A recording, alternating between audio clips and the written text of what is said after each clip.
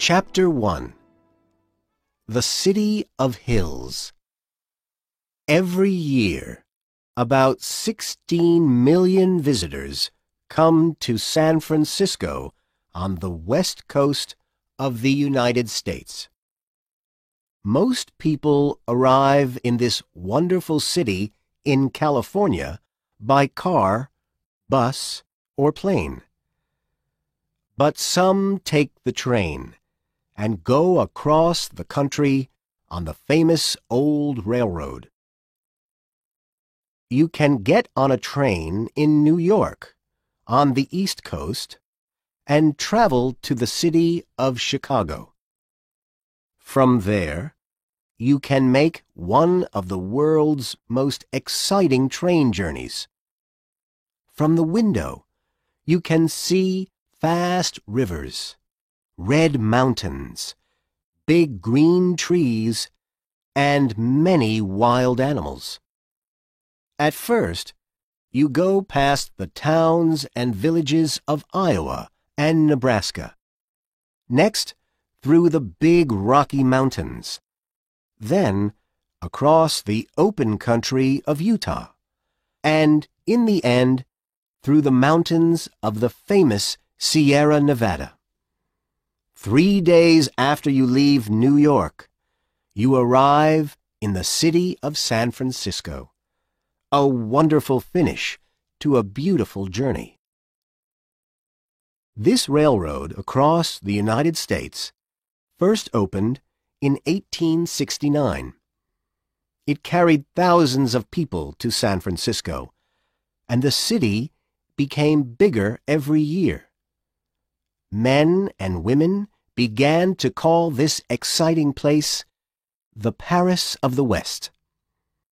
These early visitors traveled to San Francisco because they wanted to make money and have a new life.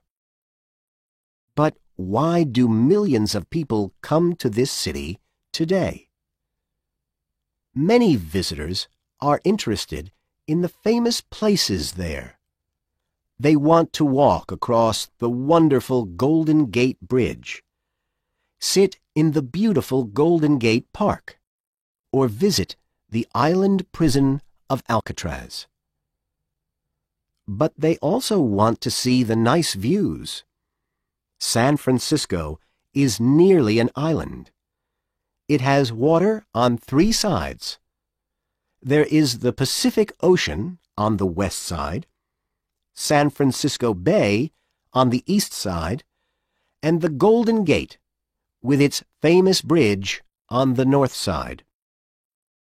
The city is smaller than other American cities. It only has 800,000 people. But many people live in towns like Oakland, 13 kilometers away, and come to work in San Francisco every day. There are about 70 hills in San Francisco, so it is a very good place for photographers. You can stand on a hill and take wonderful pictures of San Francisco with the blue water behind it. But you need to be very quick with your camera because the weather often changes here. 1 minute, you can see big blue skies, and the next minute, there is only the famous white fog. This moves quickly across the city from the sea. A lot of visitors love San Francisco because it does not feel like a big city. The hills break the town into different parts. These are called neighborhoods. Every neighborhood has its coffee shops, restaurants, and little supermarkets. 43 of the hills have names, and some of the neighborhoods take their names from them.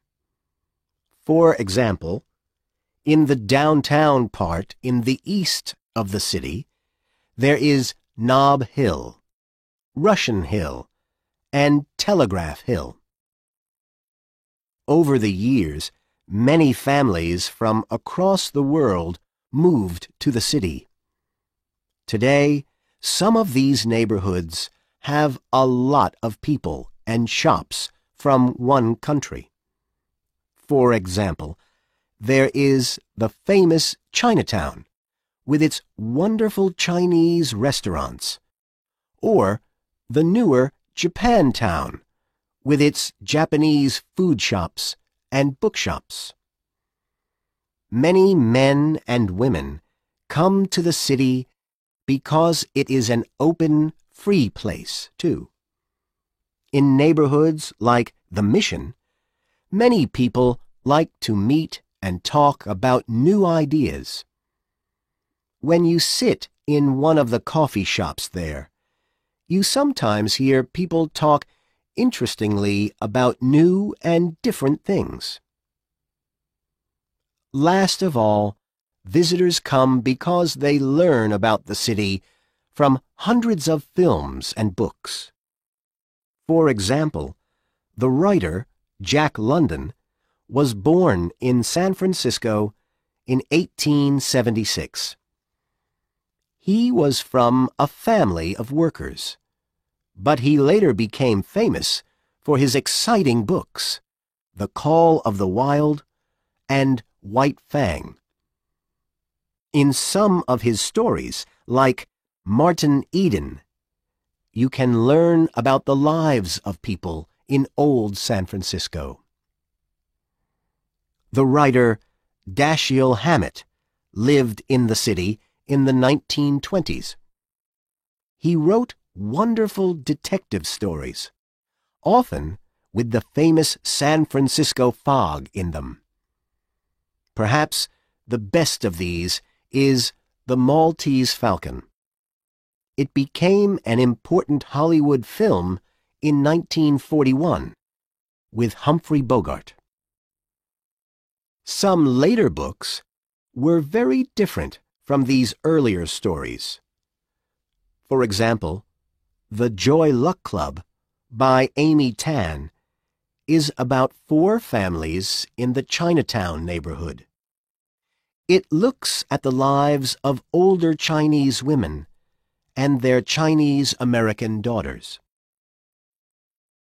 Of course, many visitors remember the films, too.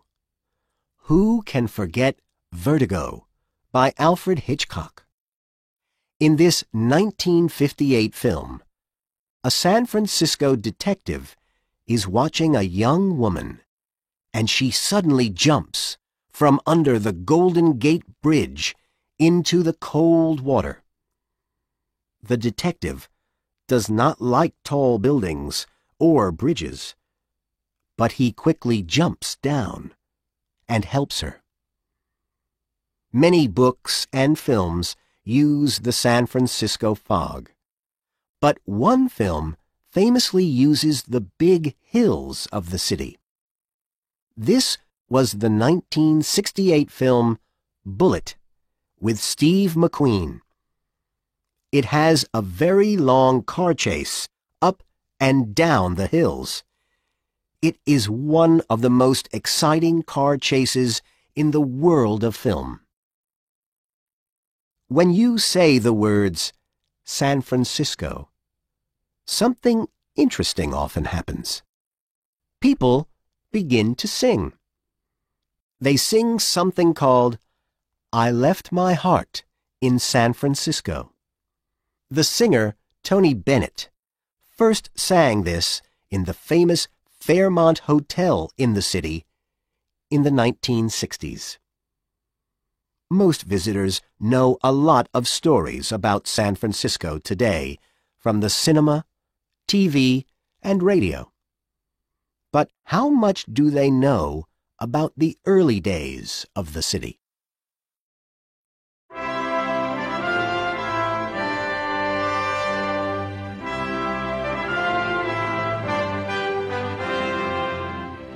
Chapter 2: Early Days. People began to live in the San Francisco area thousands of years ago. They were Native Americans.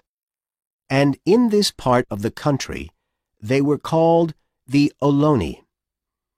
They lived in villages along the coast and found things to eat in the rivers or the sea. This seafood and the wild animals were an important part of their usual food. But the lives of the Ohlone changed suddenly in the late 1700s, when early travelers from Europe came to the area. A Spanish soldier called Captain Juan Bautista de Anza arrived on the coast, and he made a building at the Golden Gate in 1776. Then the Spanish opened a mission here, the mission San Francisco de Asís. The city of San Francisco later took its name from this place. Everything was now different for the Ohlone. The Spanish needed workers, and they took many of the Ohlone to live in the mission. The Spanish brought new diseases with them too, and about 3/4 of the Ohlone people became ill from these and died. There were a number of different mission buildings, but the last one was built in 1791. You can visit this beautiful place today. It is now called Mission Dolores, and it is the oldest building in San Francisco. In 1821, the area stopped being Spanish and became part of the country of Mexico. People built houses away from the mission, and they began a little town called Yerba Buena. Between 1846 and 1848, there was a war between the United States and Mexico. On the 2nd of February, 1848, California became part of the United States, and the town soon changed its name from Yerba Buena to San Francisco. Before this time, there were not many people in the town or the area around it. But things changed one day in January 1848. At Sutter's Mill, a place 190 kilometers to the northeast of San Francisco, a worker called James Marshall found something interesting in a river. He worked for a man called John Sutter, so he quickly went to him and told him about it. What did Marshall find? Soon the two men knew the answer. It was gold. John Sutter did not want to tell people about the gold. But one important man soon heard about it. This was Samuel Brannan, of the newspaper The California Star. He walked quickly through the streets of San Francisco with some gold in a bottle in his hand and said, "Gold, gold, gold on the American River."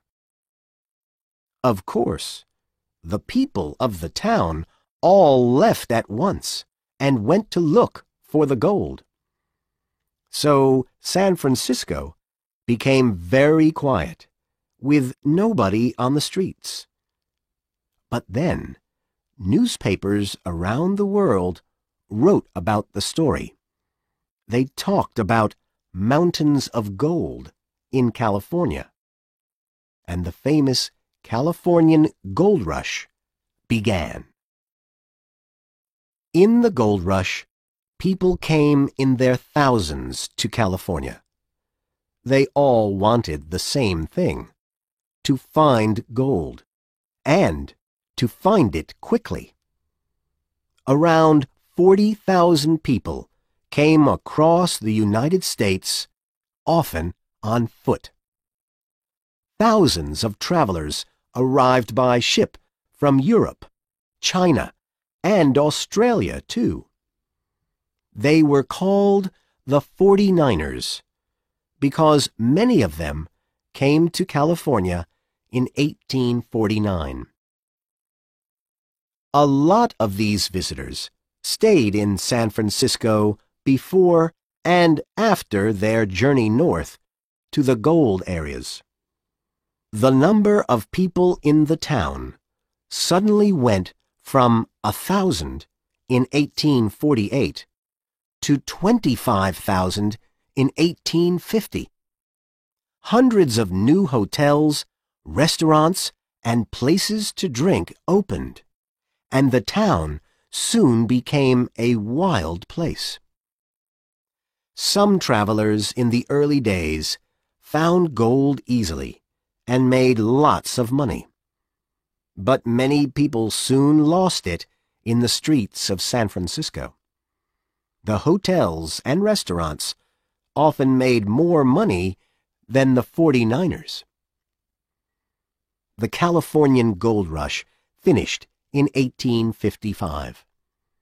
Some people went home, but many stayed and opened businesses. San Francisco changed from a little town into a city. Some of the most famous San Francisco businesses come from this time. For example, the Wells Fargo Bank and Stagecoach business opened in 1852. The Wells Fargo stagecoaches brought letters and travelers from across the United States to California. The roads were very bad and dangerous, but the stagecoaches usually arrived on time. The stagecoaches and the new railroad across the United States opened San Francisco to people from across the country, and big ships from around the world often stopped here too.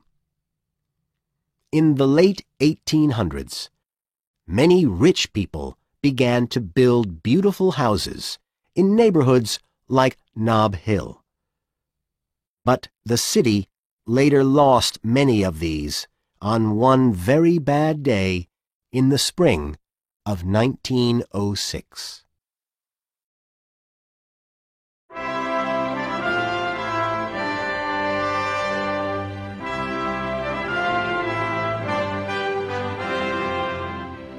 Chapter 3. From 1906 to the Summer of Love. At 5:12 in the morning, on Wednesday the 18th of April, 1906, the earth suddenly began to move in San Francisco. Most people were at home in bed. All over the city, men, women, and children sat up when they heard a long and terrible noise. The earth did not stop moving for 42 seconds. It was a very big earthquake, one of the worst earthquakes in the world at that time. Families ran out of their homes and saw a different city. Most of the houses, shops, and hotels were not there any longer. Soon, fires began in different neighborhoods, and they moved quickly from place to place. People wanted to stop the fires, but there was not a lot of water. Only one fountain, called Lotta's Fountain. Soldiers and other workers stood in a long line and took water from the fountain. The water went from one person to the next, but it was slow work. The fires only stopped after 4 long days. More than 3,000 men, women, and children died in the earthquake or the terrible fires. and more than half of the people lost their homes. Many began to sleep in open places like the Golden Gate Park. Countries around the world quickly learned about the disaster. For the first time, newspaper readers saw pictures of a city after an earthquake. Countries like the United Kingdom and Canada and rich business people in the United States gave money to the city. Very soon, all the builders began to build new houses, restaurants, and shops, 15 every day. In the years after the earthquake, San Francisco became a wonderful city again, ready for a big exhibition in 1915. This was called the Panama Pacific International Exposition. Thousands of people came here from all over the United States. They could see exciting new things and eat different food from countries around the Pacific. In the 1920s and 1930s, San Francisco became more important. Hundreds of ships from around the world came and went every week. In the Second World War, big ships were built there too. After the war, writers and thinkers with interesting new ideas came to San Francisco. In the 1950s, they moved into neighborhoods like North Beach and Haight-Ashbury. The most famous of these people was Jack Kerouac. Many young students read his 1957 book, On the Road. In the book, he travels around the United States and goes to San Francisco a number of times. Perhaps one of the most exciting years was 1967. Over 100,000 young people traveled to San Francisco. Most of them were hippies with big hats, long clothes, and flowers in their hair. These hippies stayed in the Haight-Ashbury neighborhood, and they ate, sang, and talked about ideas all in one place. This time was called the Summer of Love, and people around the world saw it on TV. From the time of the 1960s and 1970s, the city became famous for its open ideas. San Francisco was a good place for people from different countries and with different lives. Many visitors loved the place, so they stayed and opened shops or coffee shops in some of the more exciting young neighborhoods. Of course, this was only one part of life in San Francisco. The city became important in the world of banks and businesses, too. In the 1990s, a lot of new internet businesses quickly opened with money from the banks. In March 2000, many of these businesses suddenly closed again after the banks wanted their money back. But today, the city is famous again for its banks and new businesses.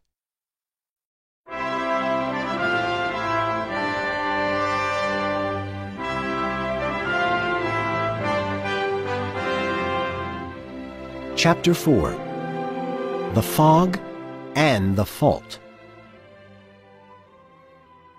The weather in San Francisco is often different from other American cities because it is very near the water, between the Pacific Ocean and San Francisco Bay.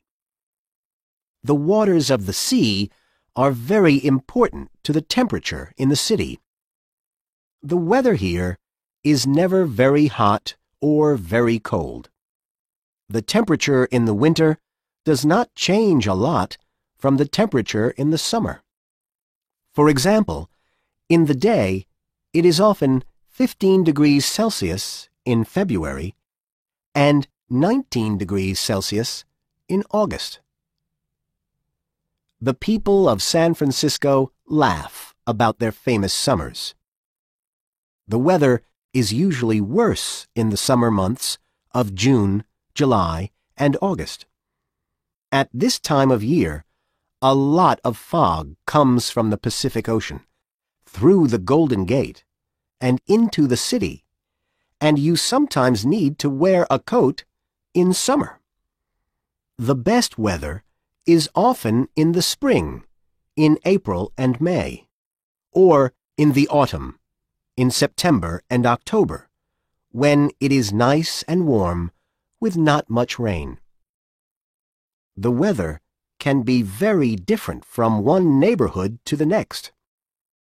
You can sit in the hot sun in one area, then walk for 5 minutes to a different place, and suddenly there is fog or rain.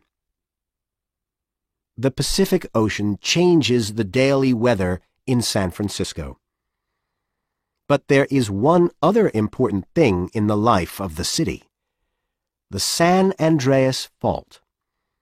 This is a big line between two parts of the Earth, and when one part hits the other, this can make big earthquakes.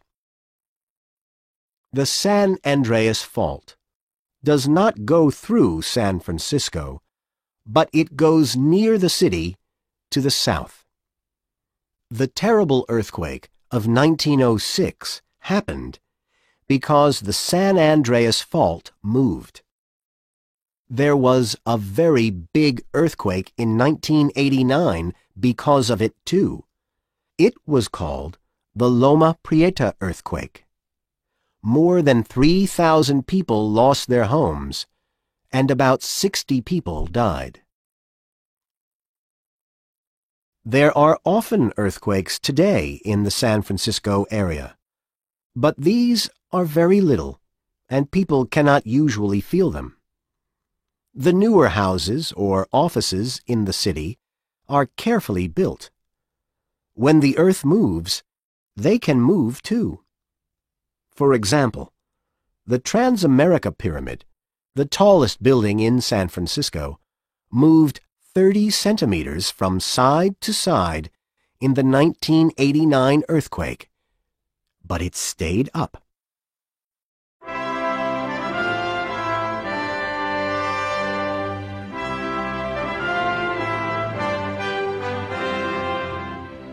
Chapter 5. Travel. Travel in San Francisco is often more exciting than in other places. This is because of the many hills across the city. Some of these are very steep. Perhaps the most famous road on a steep hill in San Francisco is Lombard Street. Lombard Street is a long road with one very steep part on Russian Hill. In 1922, people changed the line of Lombard Street here, and they made the road go from side to side down the hill. This is easier for drivers, but they need to drive from one side to the other 8 times. There is no other street like this in the world, people say. San Francisco is also different from many other American cities because it does not have any very big roads near the center. In cities like Los Angeles or Miami, people usually drive from place to place. But in San Francisco, more people go by bus or walk. A walk in the city is always good. There are wonderful views across the hills, and you can go past many nice buildings. For example, in the Haight-Ashbury neighborhood, there are the beautiful old houses around Alamo Square. They are in different colors, like green, blue, orange, or yellow. Some people travel to and from the city by sea, too. Workers come across the water every day from towns like Oakland or Sausalito. When they arrive, they travel around on the Muni. The Muni is all the bus and streetcar lines in San Francisco, and the famous old cable car lines, too. Everybody knows about the cable cars. You cannot find many films about San Francisco without one. They first began in 1873. A man called Andrew Halliday had the idea for them when he saw a bad road accident. They were a very good answer to the steep, dangerous hills, and soon there were cable car lines across the city. But San Francisco lost many of its cable cars in the terrible 1906 earthquake. After this, there were more buses, and by the 1930s, a lot of people used these to travel around the city.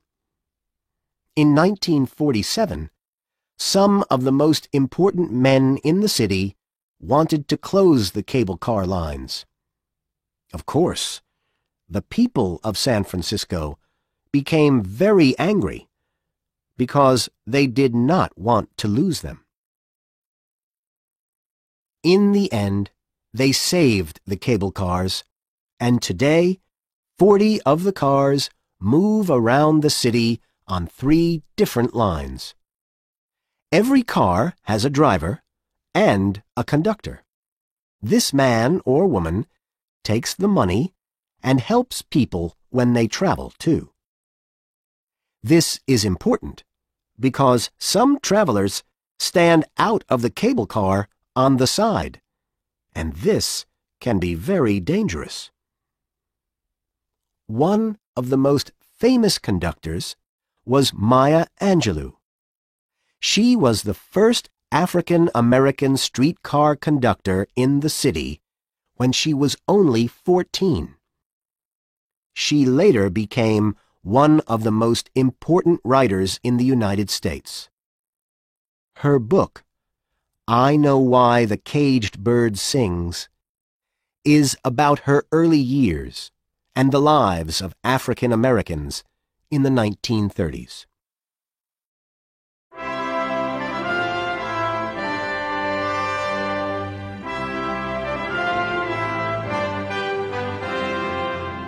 Chapter 6: The Bridge and Alcatraz.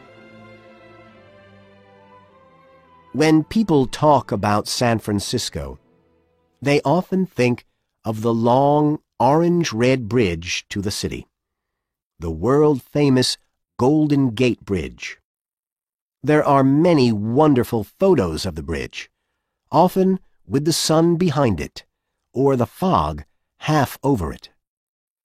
A man called Charles Crocker first thought of a bridge here in 1872, but many people did not like the idea.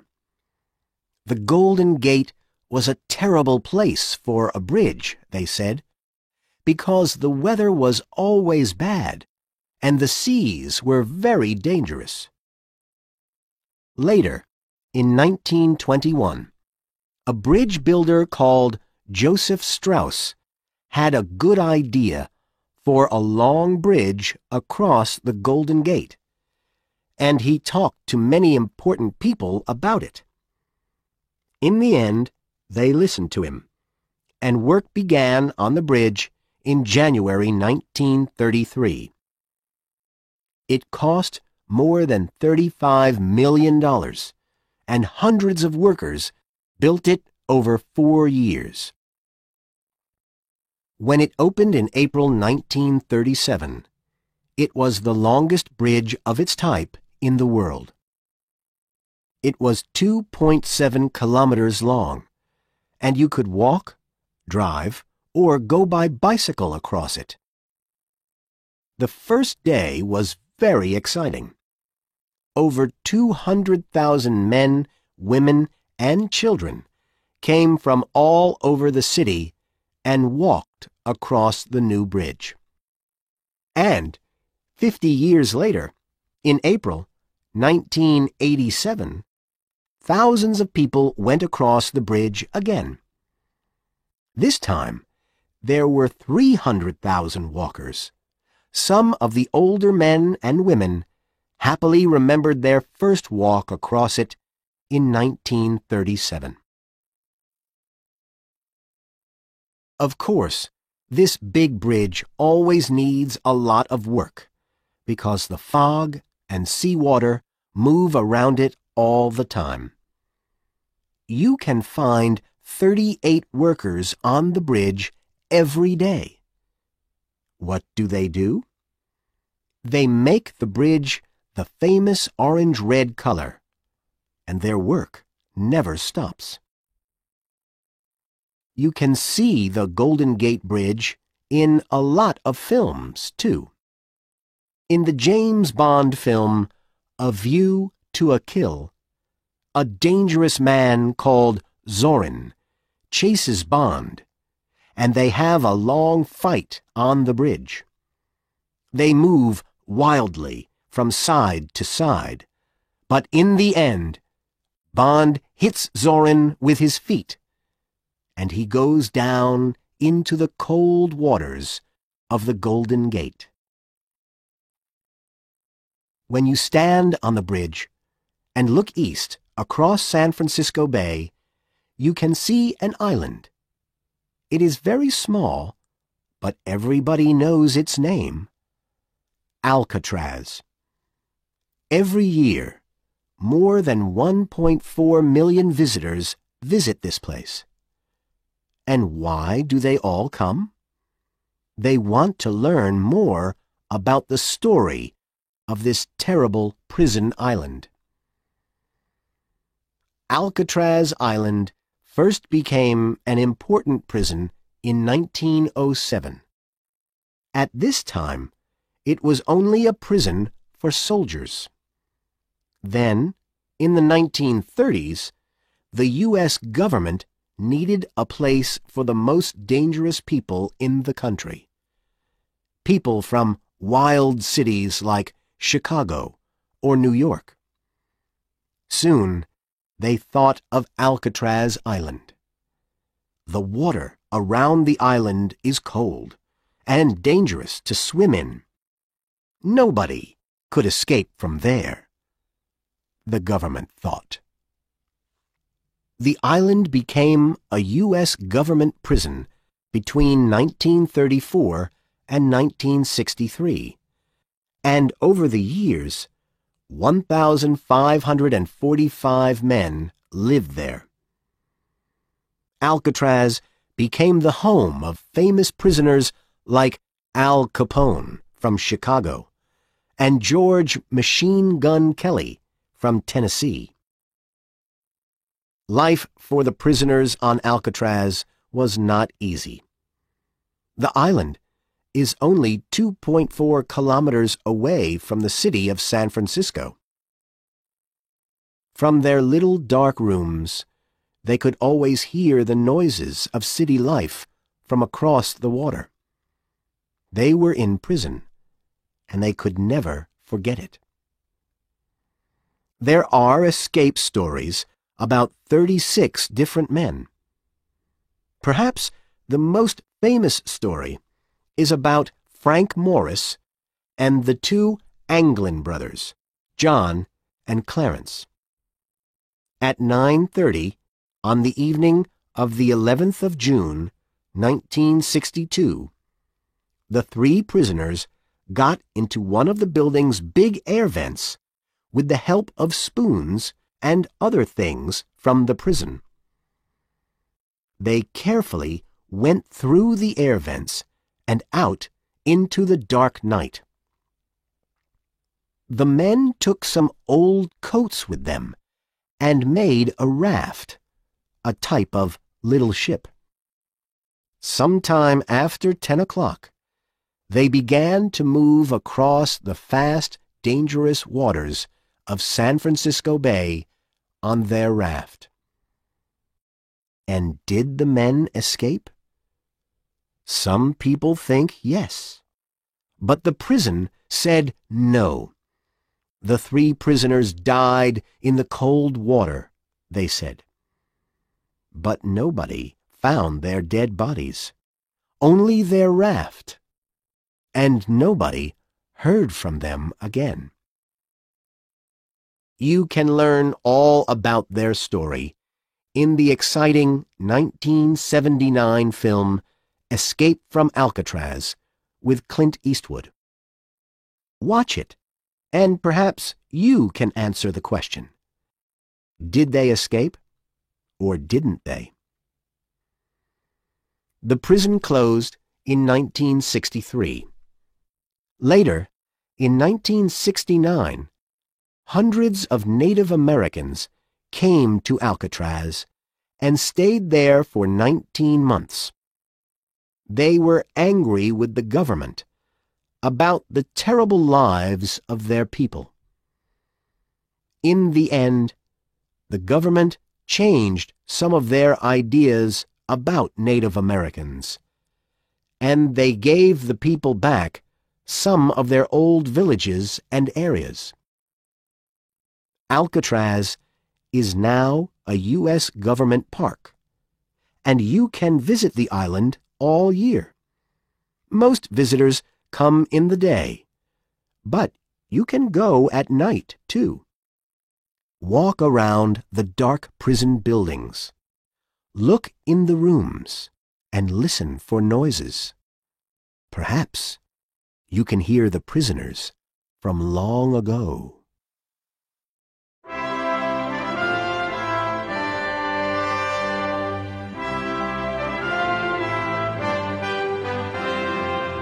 Chapter 7. Golden Gate Park.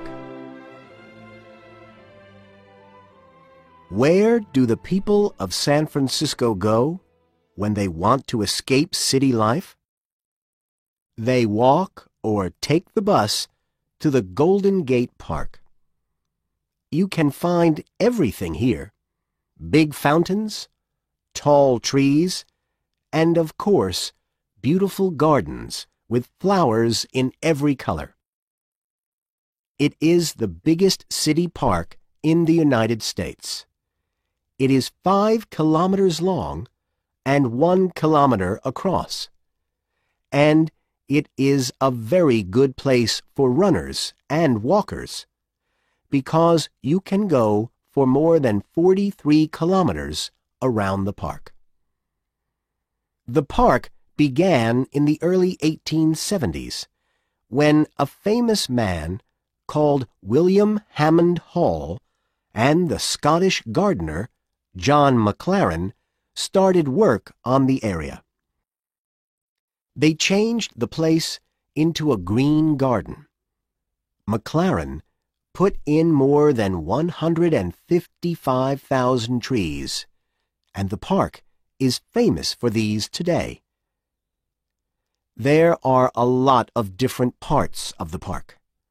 For example, there is a beautiful Japanese garden. It was built by a man called Makoto Hagiwara in 1894, and it is the oldest Japanese garden in the United States. Visitors often come here and take photographs of the nice Japanese bridge. The park has a lot of wonderful buildings, too. The Conservatory of Flowers was built from wood and glass in 1878, and it has about 20,000 different flowers and little trees. You can find a lot of oranges and bananas in here, too. When visitors walk through the park, they sometimes see very big wild animals with long hair. But they do not need to feel afraid. These animals are the famous buffalo, American bison, and they first began to live here in 1894. They stay quietly in their area of the park, and they cannot escape. People in San Francisco love being out with their friends. And at the weekend, everybody likes to play in the park. There are different places for tennis, football, or baseball. You can see a lot of families, and children on bicycles, too. The park is one of the best places for skaters. Young students like to skate very fast here, and sometimes jump wildly over things. Visitors often sit and watch. It is very exciting.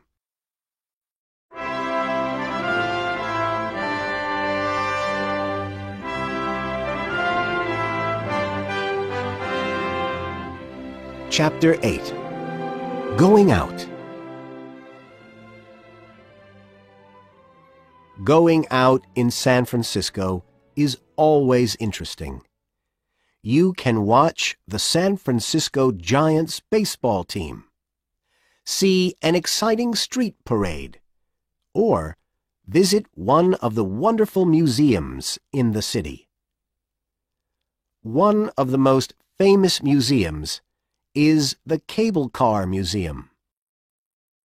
It is in a big old building in the Nob Hill neighborhood. One of today's cable car lines finishes at the museum, and visitors can watch the big cables move here. There are a number of very old cable cars from the 1870s, too. Schools often take children to the Wells Fargo Museum near the Chinatown neighborhood. Here, students can learn all about the Wells Fargo stagecoaches from the early days of the gold rush. Jump into an old stagecoach at the museum, and you are on a wild road in the 1850s. Look into one of the famous Wells Fargo green boxes, and what can you see?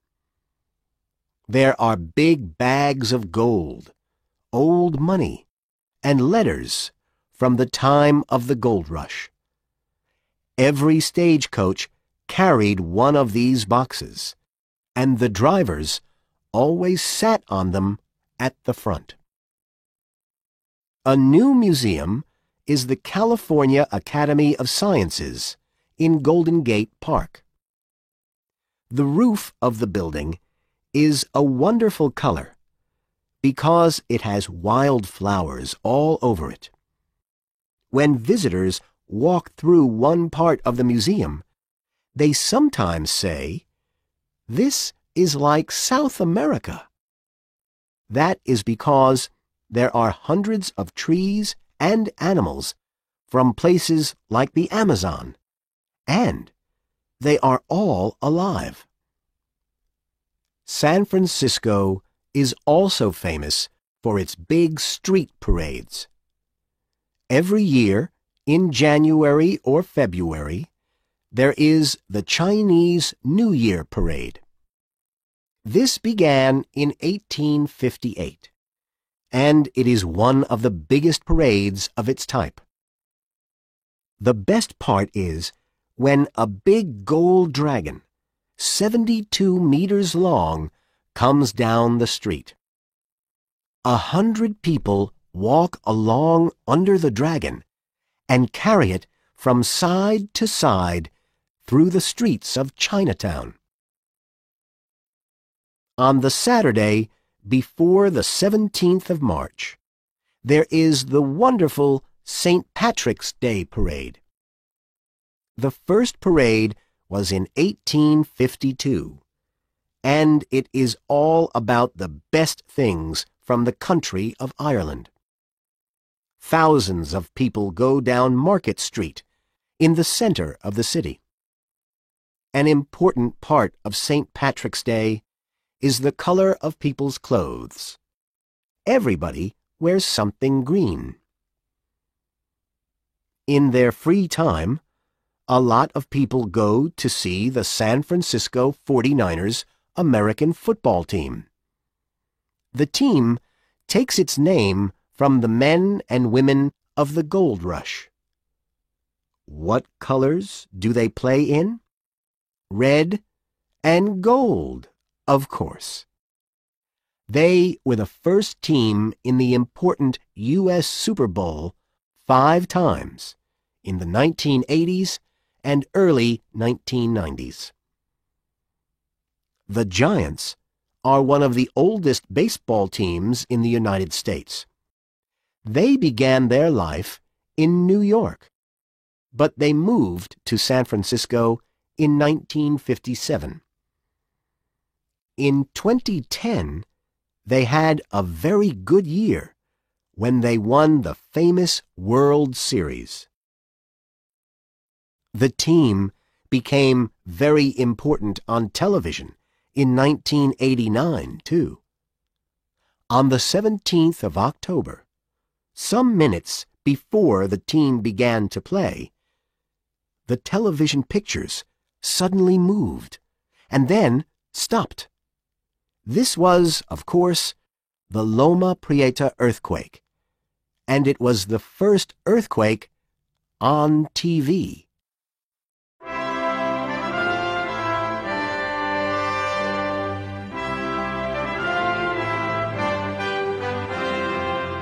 Chapter 9: Shopping and Eating. San Francisco is the home of many big shops, like Bloomingdale's and Macy's. There is Neiman Marcus, too. You can buy very expensive clothes here and nice things for your home. Visitors come and look at the beautiful roof in this building. It came from an old San Francisco shop called the City of Paris. The City of Paris opened in 1850, at the time of the gold rush.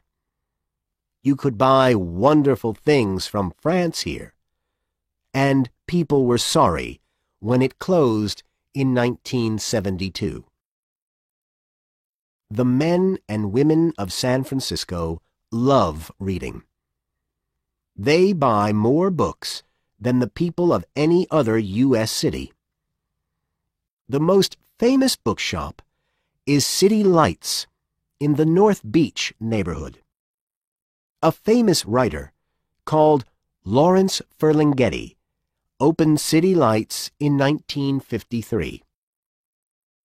It soon became an important center for people with new ideas. People came from across the country to read the exciting books here by writers like Jack Kerouac. City Lights is in a very interesting building, too.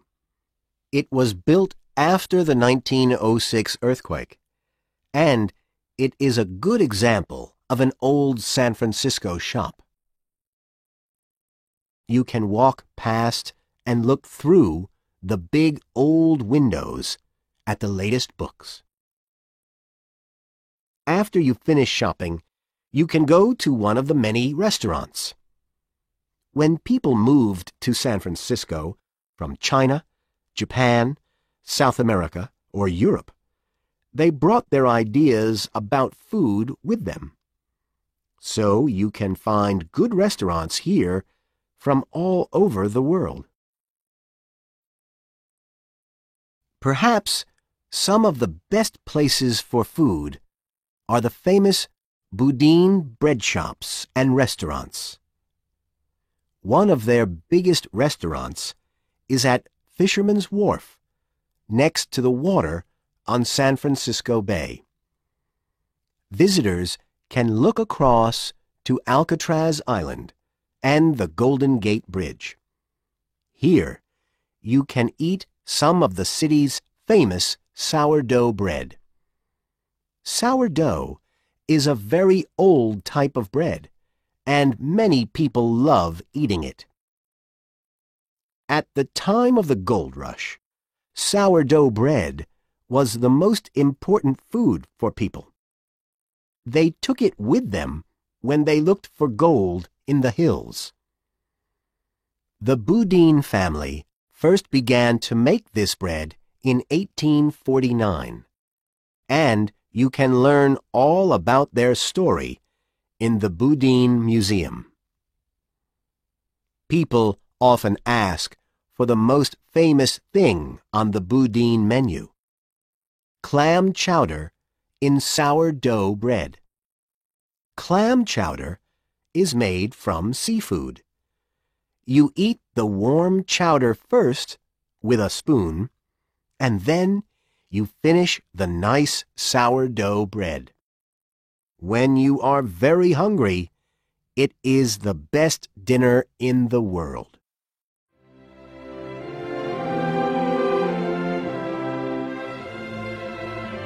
Chapter 10. A Little Differently.